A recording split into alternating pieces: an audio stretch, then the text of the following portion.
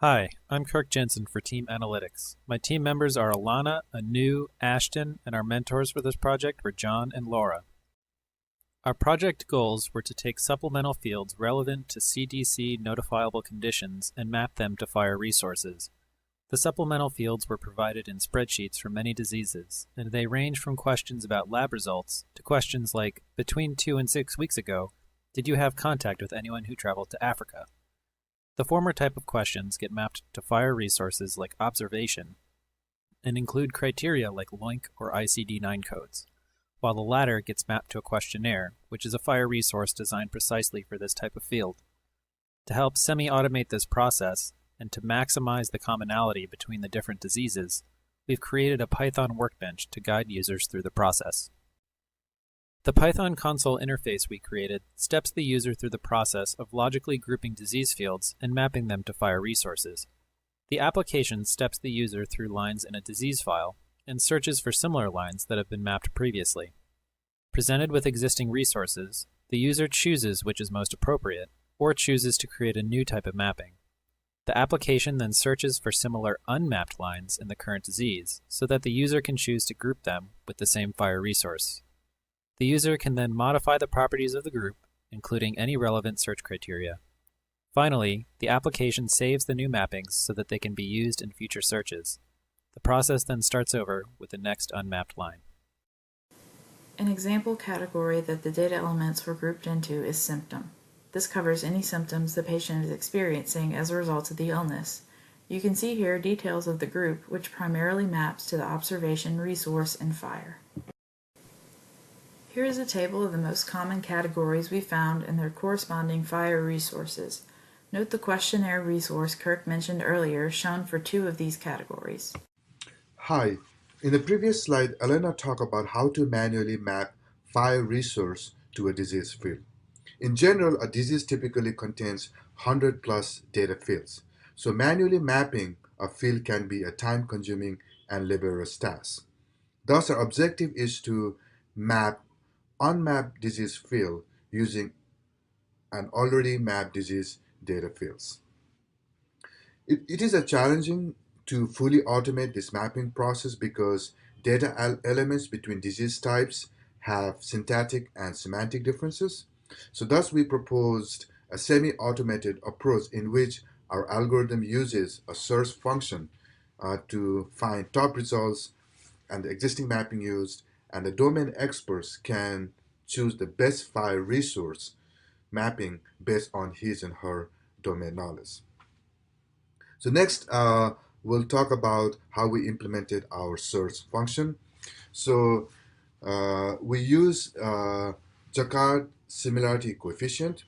So in our approach, the search function identifies similar data items from a unmapped disease type, such as STD non-congenital, to a mapped disease type, such as hepatitis. Jacquard similarity is basically a ratio between the intersection of two sets, let's say A and B, to the union of the sets A and B. The approach computes the Jacquard similarity on the textual description between a pair of data fields. Before applying the Jacquard coefficient, we tokenize a textual description, and then we ran the Porter stemmer on the set of tokens. And Alan and Ashton are going to talk more about this process in the walkthrough. Some of the future improvements that we can be made are as follows. So in deliverable 2, some of the data feeds that are mapped to questionnaire could be mapped to the file resource. And for the second deliverable, we use the Jacquard coefficient, but there are other similarity matrix such as TF-IDF, which is used extensively by search engines. Here's the Gantt chart for our project. Since we all worked on the deliverables in parallel together, there are no individual resources assigned to any of them. We have all spoken in multiple presentations, and there is only one presentation that does not feature all of us. We stuck pretty closely to this timeline throughout the project, and at this point all of our deliverables have been completed. Following is a video demoing the user interface of our project. To run the UI application, first navigate to the source directory of the application, open a command window, and run UI_main.py. It will take a few seconds to load in all the data. Once that's done, you'll be asked for the name of the disease you'd like to process. This can be any disease with the spreadsheet in the application's data folder. Let's say I want to process mappings for the disease measles. The application works by iterating through the rows of the spreadsheet one by one and attempting to map the records to existing groupings using string comparison. For each row, the application returns the top 5 potential matches from existing map data. Of the categories listed here, I don't see one here that's a great match for this record. Did the subject have a rash? That can happen occasionally. In this case, the application probably hasn't seen any records related to rashes, so it doesn't know how to categorize it. As a subject matter expert who's been doing this for a while, though, I know that this should likely be categorized under symptoms. I'll type N to indicate that none of these match, and Y to indicate that I know the grouping it should belong to.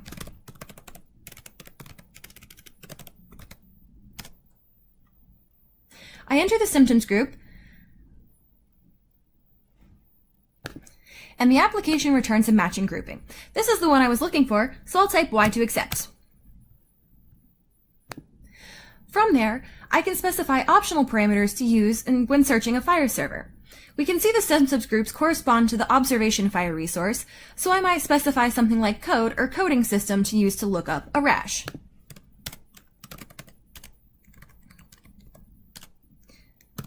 This will be stored for later use.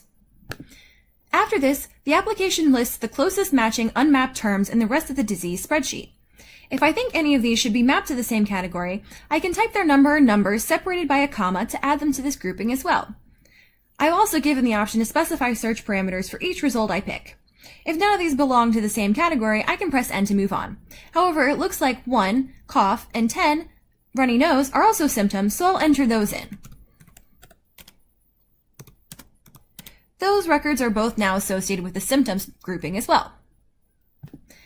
Looking at the second record, you can see that the application now recognized we mapped rows involving rashes to symptoms in the past, so it's now the top match return. I can press 1 to map it to this row.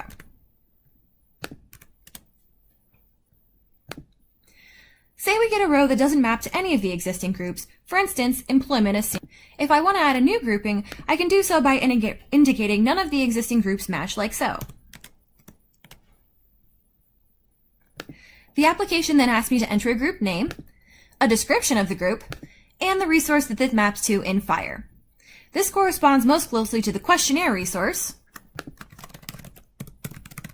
which allows for free text question and answer pairs, so I'll choose that as my resource.